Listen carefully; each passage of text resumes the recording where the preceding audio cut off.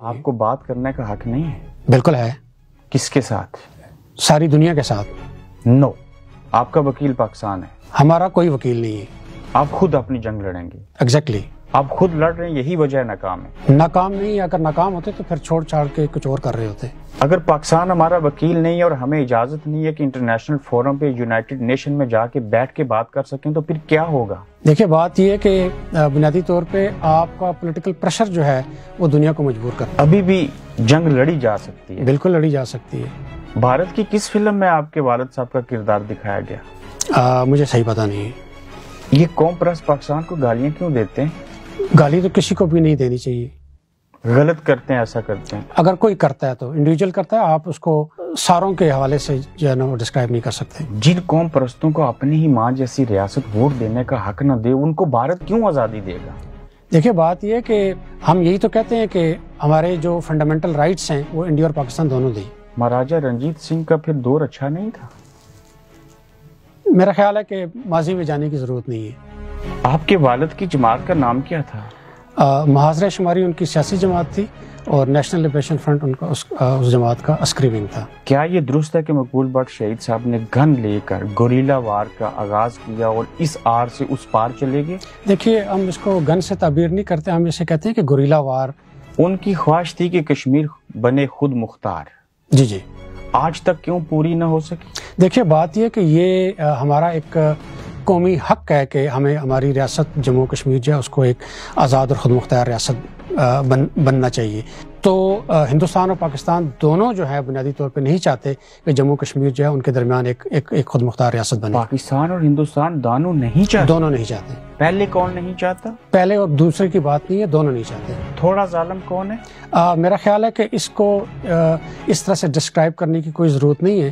مقبول but شہید کے بیٹے شوکت مقبول بٹ کو پاکستان سے بھی آزادی چاہیے. بالکل چاہیے. کس نوعیت کی آزادی چاہیے؟ جس طرح سے دنیا کی دیگر تقریباً 250 اقوام یونائٹڈ نیشن کے ممبر ملک ہیں، ہم بھی چاہتے ہیں کہ ریاست جموں کشمیر یونائٹڈ نیشن کے ایک ممبر کنٹری بنے. اتنی بڑی قربانی دینے والے مقبول بٹ شہید کا جو بیٹا شوکت مقبول بٹ اپنے باپ کی لیگسی کو آگے نہ بڑھا سکا، اس کو یہ حق حاصل ہے کہ وہ آزادی مانگے؟ دیکھیے، میں اپنے والد صاحب کی کیا جموں کا کشمیر کے لوگوں کی لیگسی کو لے کے آگے چل رہا ہوں. آپ کے چچا اور مقبول بٹ کے بھائی شہید ہوئے اور ایک اغوا ہو گئے. آپ برطانیہ کی میٹھی جنت میں بیٹھے ہیں. یہ میٹھی جنت نہیں، میں یہ سمجھتا ہوں کہ آپ واقعی مقبول بٹ شہید کے فرزند ہیں اور جانشین ہیں. دیکھیے، میں ان کا فرزند تو ہوں، جانشین ہونے کا دعویٰ میں نہیں کر سکتا، اس لیے کہ سیاسی جانشین ہم سارے ہیں جو جموں کشمیر کی آزادی اور خود مختاری کے اوپر یقین رکھتے ہیں. آپ ان کے حقیقی بیٹے ہیں اور ان کی حقیقی جماعت معاذ رائے شماری کے ساتھ نہیں ہے. دیکھیے، with the passage of time سیاست جو ہے وہ ایوالو کرتی ہے. اگر آپ اپنے والد کی حقیقی جماعت کے ساتھ نہیں ہیں تو اس سوال کا جواب کیسے دے پائیں؟ میں یہ کہتا ہوں کہ یہ ساری جماعتیں جو ریاست جموں کشمیر کی خود مختاری اور آزادی چاہتی ہیں وہ ساری مقبول بٹ شہید کی جماعتیں ہیں. آج آپ نیشنل عوامی پارٹی میں کیوں ہیں؟ میں اس لیے ہوں کہ ہمارا یہ نظریہ ہے کہ ہم ریاست جموں کشمیر کے خود مختار ایک سیکولر ریاست بنائیں گے جہاں پہ ایک استحصال سے پاک معاشرہ قائم ہوگا. آپ ہی کی جماعت جس میں آج ہیں یہ آپ کے باپ والد کی جماعت کے نظریے کو نہیں مانتی. ایسا نہیں ہے. ایسا ہے. نہیں ہے، آپ فورس نہیں کر سکتے. اگر ایسا ہو تو نہیں ہے ایسا. اپنے والد کی جماعت کے بجائے دوسروں کی سیاسی جماعتوں اور نیشنل قوم پرستوں کی جماعتوں میں جا کے برسی اور والد کی کجوں میں ولادت مناتے ہیں آپ. دیکھیے، بات یہ ہے کہ جماعتیں جو ہیں وہ لوگوں کے ساتھ نہیں ہوتی ہیں کہ یہ کسی کی والد کی جماعت ہے. آج بھی ان قوم پرستوں نے اس مسئلہ کشمیر کو زندہ رکھا ہوا جو کہ ایک بہت بڑا مثبت عمل ہے. جی جی. مگر یہ 1 درجن سے زائد گروپوں میں تقسیم ہے اور اپنے آپ کو اپنے دوسرے بھائی کو تسلیم نہیں کرتے. ان کو بھارت کیسے تسلیم کر لے یہ دنیا؟ آپ کی بات درست ہے، میں اس بات کو تسلیم کرتا ہوں. سردار عبدالقیوم مرحوم نے کہا مقبول بٹ شہید ایک غدار تھے. انہوں نے جو ہے وہ میرے ساتھ کئی مرتبہ سیاسی پلیٹ فارم شیئر بھی کیا ہے. ایسا انہوں نے کسی مجبوری اور لاچاری میں کہا؟ پھر ہو سکتا ہے. کیا سردار عبدالقیوم ایک دانشور اور بڑے آدمی تھے؟ قوم پرستوں میں قیادت کا فقدان ہے کسی حد تک. کشمیر بنے گا خود مختار مانتے ہیں نا؟ جی مانتے ہیں. کشمیر بنے گا پاکستان؟ میں نہیں مانتا. میجورٹی ایسا چاہتی ہے. دیکھیے، اس کے لیے تو ہم کہتے ہیں کہ آپ ایک ریفرینڈم کروا دیں. کشمیریوں کو حق خود ارادیت ملنا چاہیے، بالکل ملنا چاہیے. پھر جماعت اسلامی صحیح کہتی ہے، جماعت اسلامی بھی صحیح کہتی ہوگی. پھر لندن میں اکیلے مظاہرے کیوں کرتے ہیں؟ جب اکیلے تو ہم نہیں کرتے، ہم تو سب کو دعوت دیتے ہیں. اور 90s کے دور میں اس برطانیہ کے اندر پیک کے اوپر تھی تحریک، دب کے. ایسا ہوتا ہے. آپ لوگ صرف اس مسئلہ کشمیر کو زندہ رکھنے کے لیے. دیکھیے بات یہ ہے کہ تحریکیں جو ہیں وہ کبھی ان میں بہت ابھار آتا ہے، کبھی وہ نیچے چلی جاتی ہیں. کسی کی ڈکٹیشن ملتی ہے اور پھر کام کرتے ہیں؟ نہیں، ڈکٹیشن نہیں ملتی ہے، لیکن لوگ انفلوئنس کرنے کی کوشش کرتے ہیں. بھارتی ہائی کمیشن کے بعد درجنوں مظاہرے کیے، آؤٹ کم کیا ہے؟ دیکھیے بات یہ کہ آپ کا اپنے مسئلے کو زندہ رکھنا بھی جو ہے وہ از حد ضروری ہے. کیا یہ کشمیر آزاد ہوگا؟ ضرور ہوگا. پہلے کس سے ہوگا؟ دونوں سے ہوگا. یہ امید کی کرن اب بھی باقی ہے، اسی لیے تو ہم اس میدان میں. اگر آپ کو آزاد کشمیر میں الیکشن لڑنے کی اجازت نہیں ہے تو کس کو ووٹ دیتے ہیں؟ یہ جو امانت ہوتی ہے. جی میں تو ووٹ نہیں دیتا. آپ کے فالوورز بھی کسی کو نہیں دیتے؟ اب تو ہماری جماعت لڑتی ہے. اپنے طور پہ الیکشن لڑتے ہیں؟ جی جی. کتنے دڑے ہیں نیشنلسٹوں کے؟ دڑے تو نہیں ہیں، پولیٹیکل پارٹیز ہیں، اور میرے خیال میں 7-8 تو ہیں.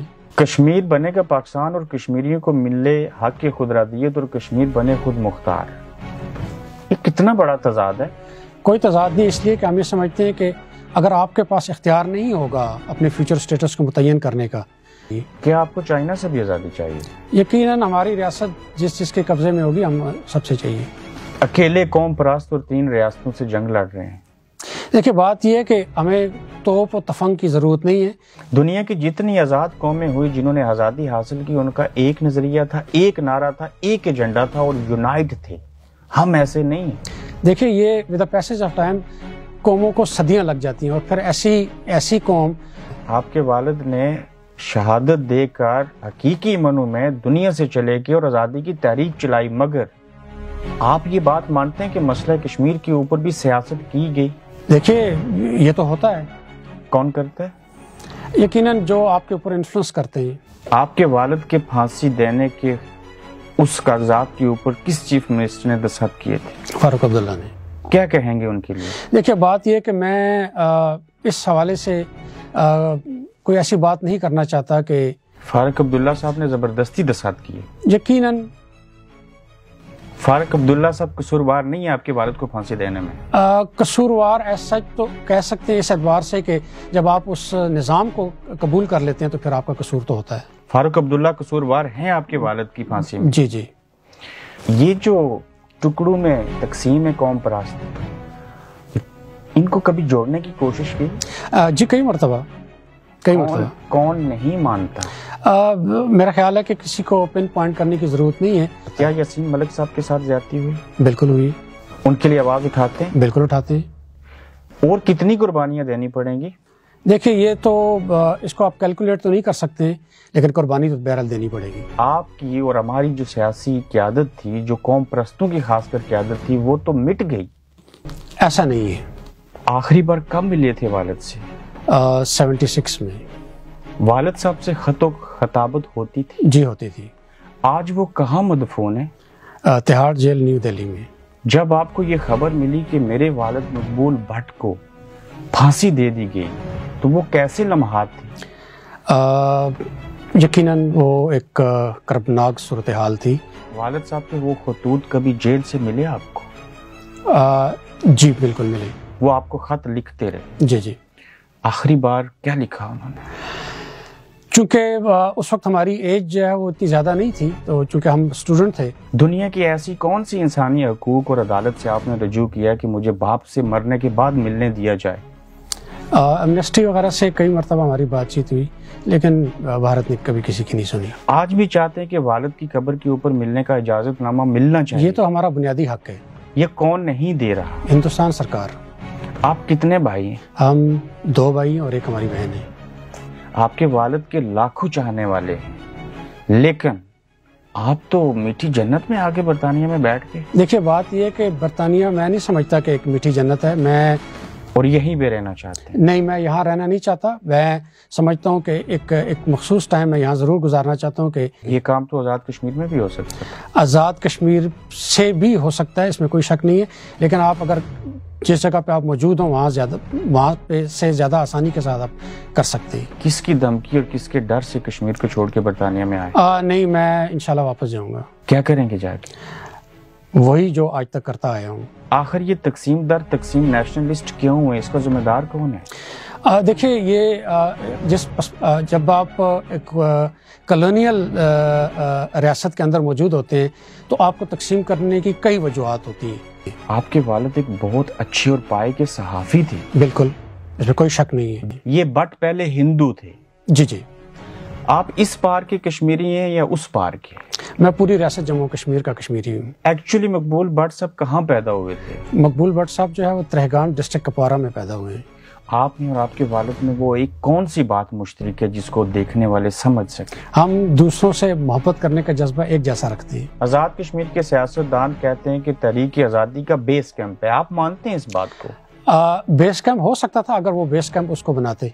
उम्मीद बाकी है कि हम आज़ाद होंगे? मैंने कहा कि उम्मीद के ऊपर ही जो है हम इस मैदान में मौजूद हैं। उम्मीद ना होती तो शायद छोड़ देते। बहुत शुक्रिया। Thank you very much ji.